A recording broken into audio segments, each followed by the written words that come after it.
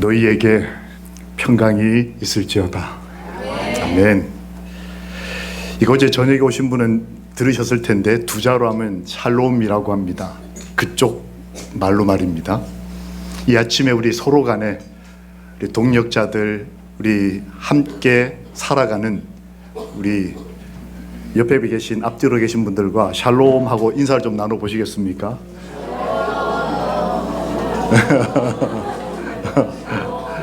네, 고맙습니다. 저 한 번 더 하겠습니다. 이번에 샬롬 할 때는 옆에 계신 앞뒤에 계신 어딘가를 만지면서 하겠습니다. 자, 한번 해보겠습니다. 샬롬. 샬롬.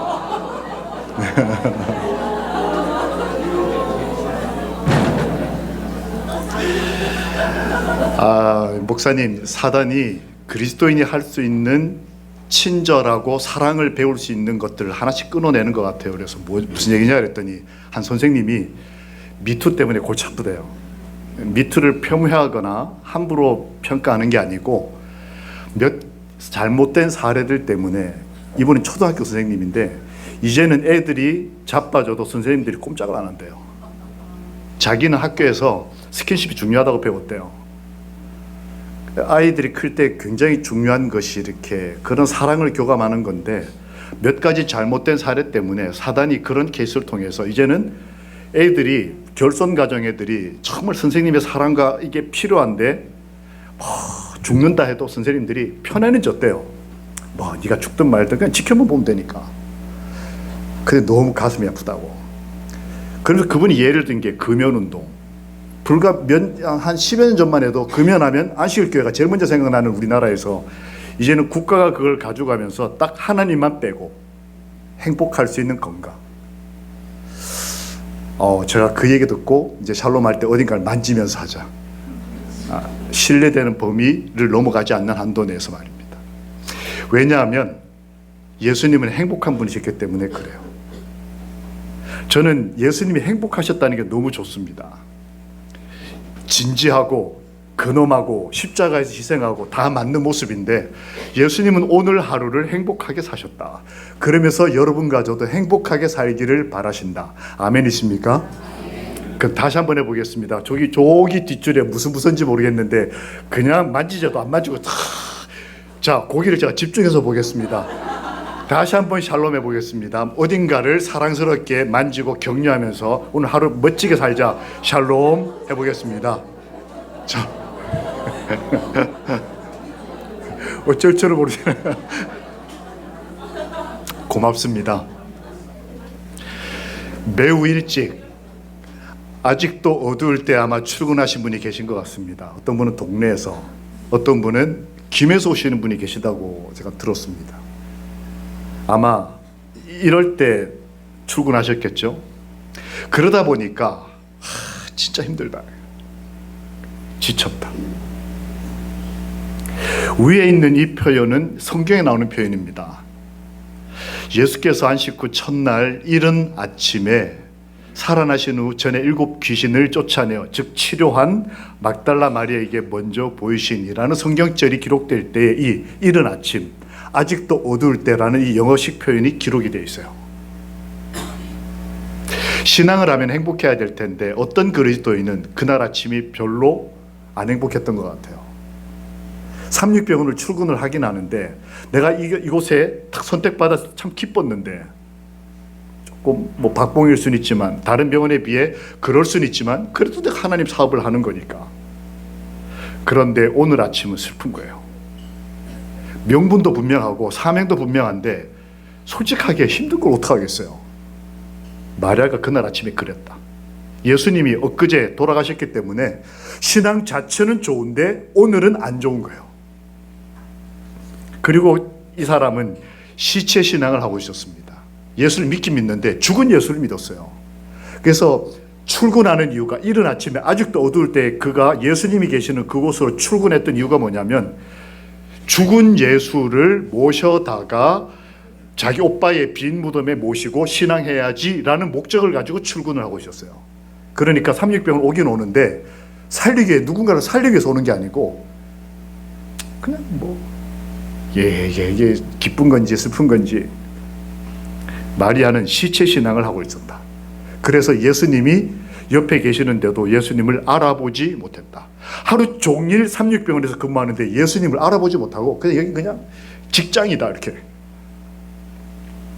가장 행복한 여인임과 동시에 가장 슬픈 여인이었습니다. 마리아는 예수를 만났었기 때문에, 예수님에게 치료를 받았기 때문에 가장 행복한 사람이었지만, 그와 동시에 그의 하루는 예수님을 보지도 못하는 그냥 피곤한 하루를 벌어먹고 사는 가장 슬픈 여인 중에 하나였어요. 솔직히 이런 말 들으면 좀 짜증나지 않겠습니까? 제가 이렇게 어느 집회를 마치고 제 아내하고 이렇게, 저는 이 사람하고 얘기하고 아내는 다른 분하고 얘기를 하는데, 제 아내에게 어떤 여자분이 이렇게 얘기를 하는 거예요. 목사님 솔직히 키도 작고 잘 못생겼잖아요. 잘생긴 게 아니잖아요. 이렇게 얘기를 하는 거예요. 얘기하다 그게 귀가 확 쏠리는 거예요. 사람이 나쁜 얘기, 특별히 자기에게 하는 얘기 금방 눈에 이렇게 귀에 들리잖아요. 제가 인사를 쓰면서 탁 이렇게 쳐다봤어요. 그런데 그 얘기를 들으면 굉장히 기분이 나빠야 되는데, 상황 전후 문맥을 이해하고 난 다음에 제가 행복해지는 거예요. 여기 앞에 어떤 문장이 전제되면 이 말이 기분 나쁘지 않을까요? 제가 어디 다른 데 가서 얘기를 했더니, 목사님 사모님은 좋겠어요. 답이 그거예요. 목사님 사모님은 좋겠어요. 목사님 바람 필 걱정 없겠어요. 키도 작고 못생겨서. 제가 그 얘기 듣고 맞다고 했는데 이게 영 부담이 돼요.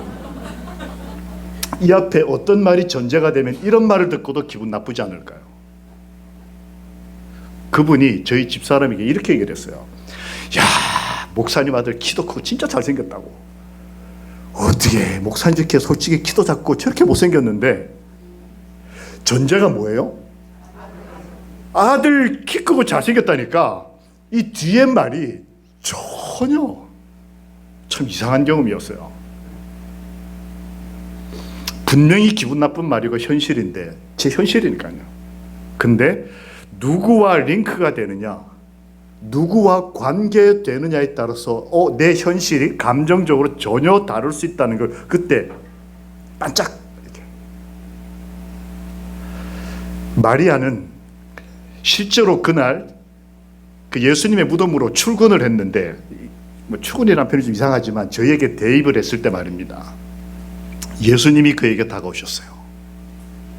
출근 기대치라는 말을 한번 써보셨습니까? 내가 오늘 이 병원을 출근할 때 내가 기대하고 있는 기대치, 하나님 저에게 그 출근 기대치를 좀 요만큼만 높여주십시오. 예수님께서는 그 고통자에게 다가오시는 분이셨다. 병원을 세워서 엄한 척이 아픈 사람들만 치료하시는 게 아니고, 이런 하나님의 기관에 특별히 뽑아주신 나에게도 하나님은 다가오시는 분이시다. 내가 치료하고 우리에게 도움을 받는 사람들만 하나님이 격려하시는 게 아니고, 오늘 출근하는 나에게도 하나님께서는 다가와 주시고 지명하여 부르시는 분이시다. 그런 하나님이 우리를 오늘 아침 이곳까지 인도하셨음을 인하여 여호와를 찬양합니다. 근데 언제 그랬냐? When it was yet dark. 아직 어두울 때에. 아직은 시세가 어둡고 내 감정도 좀 힘들고 지쳤고, 아직 어두울 때 예수님은 나에게 다가오시는 분이시다 라고 하는 것입니다. 할만해서, 내가 환경이 좋아서, 내가 이 병원에서 이 존재감이 아주 높아서 하나님이 저희에게 특별한 어떤 사명을 주시고 목적과 행복을 주시는 것뿐만 아니라 내 인생, 내 감정까지 아직 어두울 때라도 예수님은 왜 우느냐? 부활하신 예수님이 존재하던 인간들을 최초로 만난 인간이 이 사람이에요. 7 귀신 들렸다 겨우 치료받은 사람. 아직 여전히 그의 눈에 예수님이 보이지 않는 사람. 내가 삼육병원에 근무해도 아직도 예수님이 누군지 잘 모르겠고, 기대치도 별로 없고, 병원에 그냥 와서 월급 받아야 되니까 버티고, 누가 한번 잔소리하면 그냥. 그런데 그런 마리아를 예수님은 만나 주셨습니다. 오늘 아침에 그런 기대로 저희가 한번 읽어보겠어요. 좀 너무 낮아서. 나도 이러기를 바라는 마음으로 시작. 그녀는 너무도 기뻐서 예수님께서 십자가에 못 박히셨던 것조차 잊어버렸다.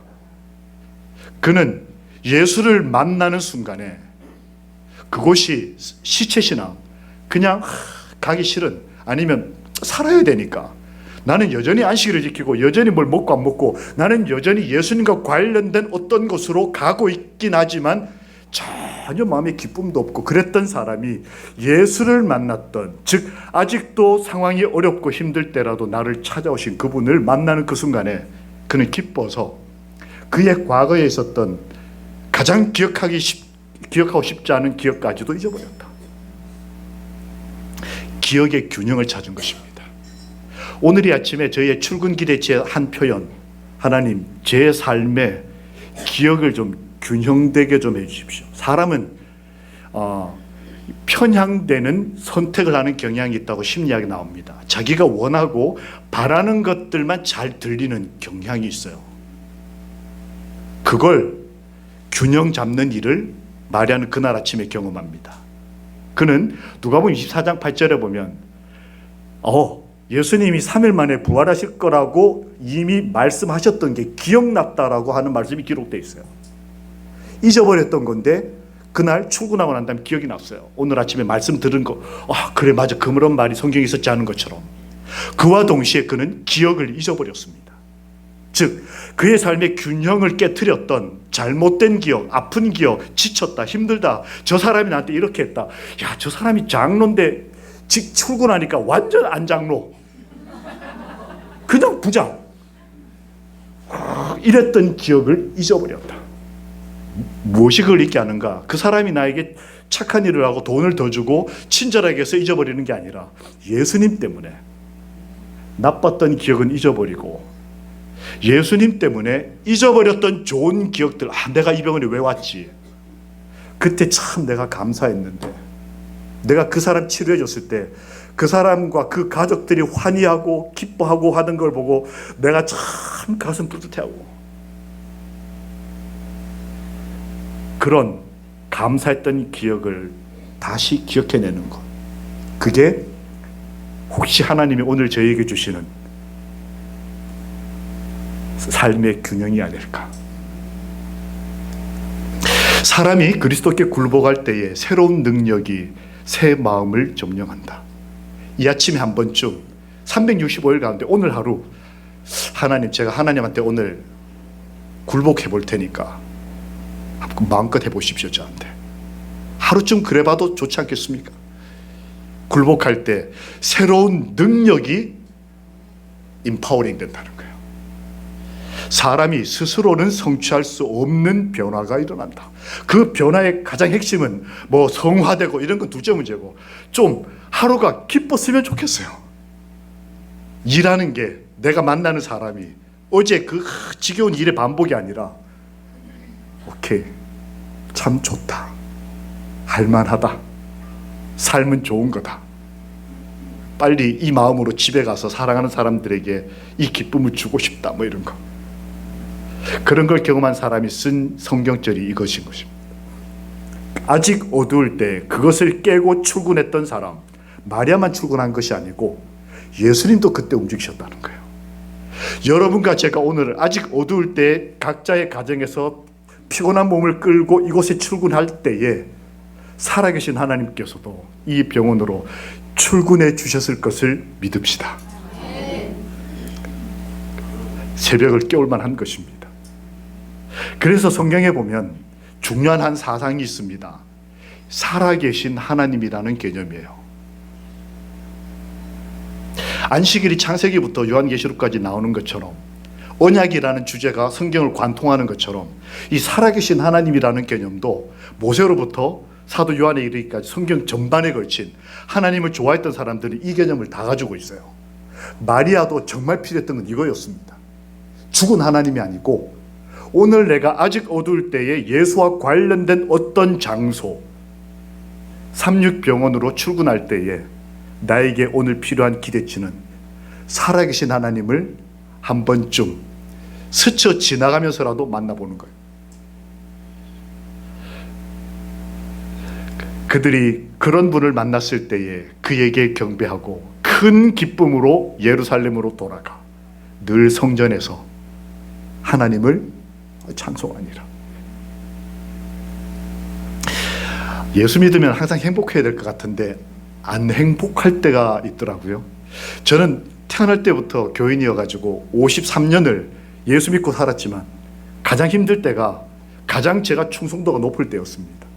막 대학원 졸업하고 목회 나온 첫 해, 가장 행복하고 가장 하나님께 가까울, 정신적으로는 그랬던 것 같은데 감정적으로는 제일 힘들었어요. 저희 아버지가 암투병을 하고 계셨습니다.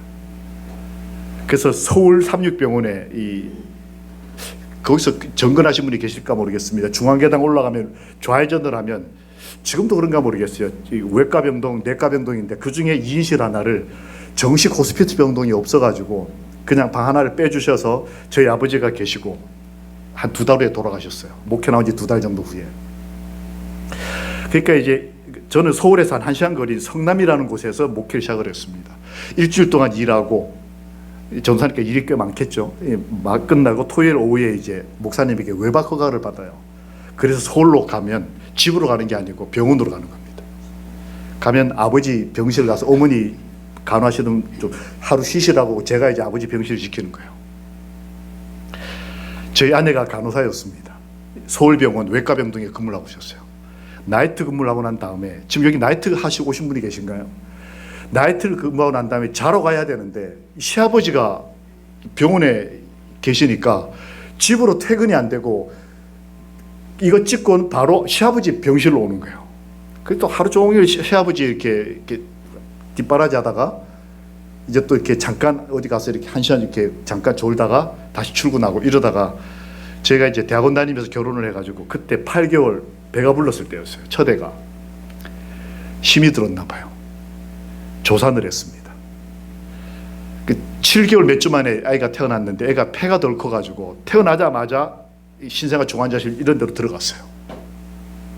그 삼육 서울병원 입장에서는 2층을 올라가면 좌회전을 하면 저희 아버지 병실 어머니가 거기 계시면서 제가 가면은 아들 왜 이제 왔냐 그러면서 우시죠. 가서 우회전하면 신생아 중환자실이 있어요. 또 조금 더 가면 산부인과예요. 병동. 온 가족이 병원에 다 있는 거예요. 아니, 예수 믿으면 좀 행복해야 될 건데 병원으로 가는데, 삼육병원으로 가는데, 안식교회 목사가 삼육병원으로 가는데 정말 가기 싫은 거예요. 병원이. 거기 사랑하는 사람이 다 있는데.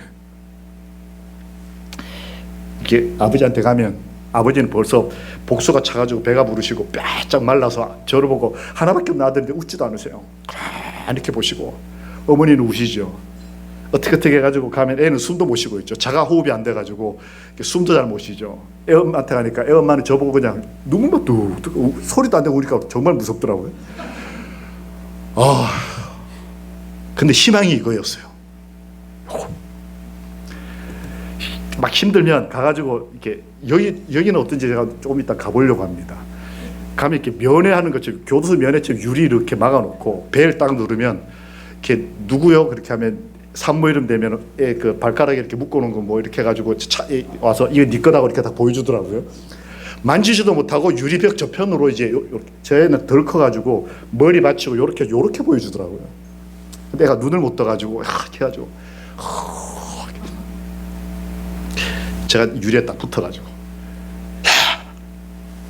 이게 저의 희망이었어요. 요거. 그러고 이제 힘을 좀 얻고 이제 아버지한테 갔는데 아버지가 저를 보시더니 말씀 안 하시다 갑자기 자고 있는 저를 깨우시더니 아들, 딸 데리고 와라. 명령을 하셨어요. 뭐가 덜컥했습니다. 터미널 환자한테 아직 숨도 제대로 못 쉬는 미수가 애를 걱정이 되는데 참 불효자죠. 병원에 가서 얘기를 했더니 병원에서 안 된다는 거예요. 마음에 안심이 되는 거예요. 다행이다. 참 이러고도 목회하는 거 보면 참 하나님 참 좋으신 분이에요. 아버지한테 가서 당당하게 병원에서 안 된답니다 이렇게. 그랬더니 저희 아버지가 저렇게 보시더니 가! 다시 데려오라는 거예요. 가서 다시 말했더니 안 된다는 거예요. 다시 와서 안 됩니다. 가. 세 번째 갈 때는 제가 안 되겠다 싶어서 거기 아는 간호사 한 분한테 제발 병원 올 때 보고하지 마시고 한 번만 빌려달라고, 제 거를 빌려달라고. 그때 이분이 이렇게 주셨어요. 그 애를 훔쳐가지고 이렇게 말아가지고 와서 저희 아버지한테 이렇게 탁 드리는데 뼈가 바짝 말라서 뼈에 피부만 붙어있던 이 해골바가지 같던 분이 갑자기 웃으시는 거예요. 아들 보고도 웃지 않던 분이 눈도 못 뜨고 숨도 제대로 못 쉬는 요만한 핏덩어리 안으시더니, 왜냐하면 전 누이가 있고 여동생이 있는데 손주가 저희 아이가 첫 아이예요. 그러니까 저희 아버지 입장에서 첫 손주인 거예요. 그러니까 첫 손주를 안아보시면서 나도 드디어 손주 안아봤다, 얼마나 좋아하시는지. 그리고 한 4, 5주 후에 돌아가셨어요. 2번을 더 애 훔쳐다가 3번 안아보셨어요. 아버지가 3번째 안고 저 아기를 주시면서 저한테 그러시더라고요. 아들, 고맙다. 그러면서 마지막 안았을 때 이렇게 말씀하시더라고요. 얘야, 너는 살아야 돼. 저는 그 말이 완전히 여기 와서 바뀌었어요. 얘야, 너는 살아야 돼. 성경 에스겔 16장 6절에 보면 너는 살아있어라. 아주 짧은 표현이었지만 그 할아버지가 자신의 모든 걸 다 담아서 넌 살아야 돼. 이게 부모 심정이더라고요. 지나놓고 보니까 저희 아이가 조산된 게 복이었더라고요. 만약 조산이 안 됐으면 저희 아버지는 손주 한 번도 못 안아보고 아마 가셨을 거예요. 지금 저희 아이 아주 키도 크고 예쁘게 잘 컸어요. 건강하고.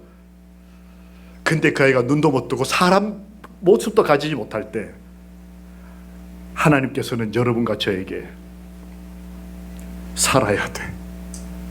오늘 출근 잘했다.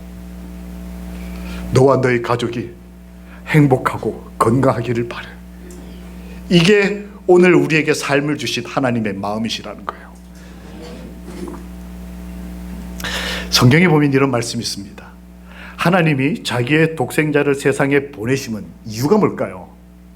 그분이 와서 우리에게 이런 공간, 마리아에게 어떤 무덤, 어떤 예수와 관련된 공간을 주신 이유가 뭘까? 그 삶의 기억들을 주신 이유가 뭘까? 그로 말미암아 우리를 살리려 하심이라. 내가 오늘 누군가를 살리고 돕기 위해서 이곳에 출근했지만 사실은 예수님이 여러분과 저를 살리기 위해서 이 공간을 마련하셨다는 거예요. 그분 주님은 우리를 위하여 지금도 살아계신다. 함께 좀 읽어보실까요? 시작. 주께서는 우리를 위하여 지금도 살아계신다. 그분 안에서 오늘 행복하고 즐거움을 만나는 하루 되시기를 예수님의 이름으로 기도합니다. 아멘.